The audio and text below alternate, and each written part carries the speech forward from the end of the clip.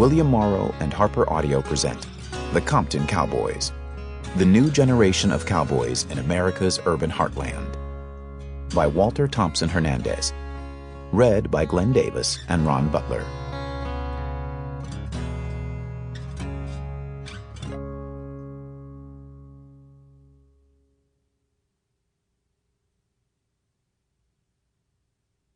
When the lights shine off and it's my turn to settle down, my main concern, promise that you will sing about me. Promise that you will sing about me. Kendrick Lamar.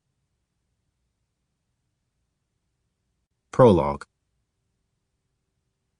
I always wondered why I never learned about black cowboys in any of my elementary school classes in Huntington Park, a city in southeast Los Angeles. The only cowboys we learned about were white. We were taught that they rode through trails, herded cattle, and occasionally got into gunfights with bandits and Native Americans. Even Mrs. Sanders, a black woman, and my favorite teacher, never once mentioned black cowboys. The history of the West until that point had appeared exclusively white. Little did I know there were groups in nearby Compton who were actively trying to reinsert black cowboys into the history books. But something always seemed a bit off. It felt like we were celebrating the lives of men who had often terrorized their way through Native communities in the West.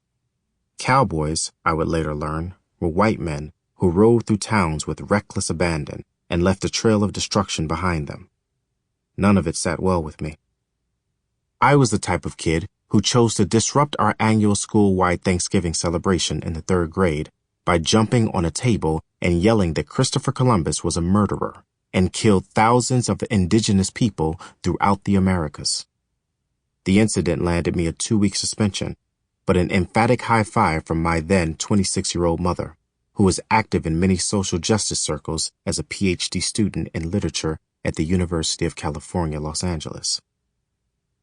All this added up to real confusion when I first learned about the black cowboys in Compton. I was 6, and my mama and I were driving to the Compton swap meet one Saturday afternoon. When she wasn't reading or writing or completing her coursework, Mama worked as a valet parking attendant at a fancy hotel in Santa Monica. As a result, I spent lots of time with my aunts, who worked close to our home. Weekends were sometimes the only time when my mama and I got to see one another. It was 1991, and we were living in a 3-bedroom home that we shared with my grandmother, 2 aunts, uncle, and 2 cousins. If you lived in our neighborhood, chances were the Chicano rapper Kid Frost's hit song La Raza was playing loudly on someone's boombox or car speakers. If you lived in Watts or Compton, located about 10 minutes away, you were more likely to hear an NWA record like Express Yourself or the soulful sounds of Teddy Pendergrass coming from an old head's flashy Cadillac. Back then, South Central and the city of Compton were in complete upheaval. Gang violence often led to high murder rates. The crack cocaine epidemic was destroying families, and rising unemployment rates were forcing black families to leave the area en masse in search of jobs and affordable housing in cities outside of Los Angeles. At the same time, Mexican immigrants fleeing dwindling economic markets in Mexico were slowly migrating to the same communities that black folks were leaving, which sometimes caused racial tensions. Black folks often blamed Mexican immigrants for stealing jobs and taking over their neighborhoods, while Mexicans, who sometimes arrived in these neighborhoods with their own preconceived ideas about blackness, often scorned their black neighbors for not working hard. Both stereotypes were rooted in deep misunderstandings and false images projected by the media.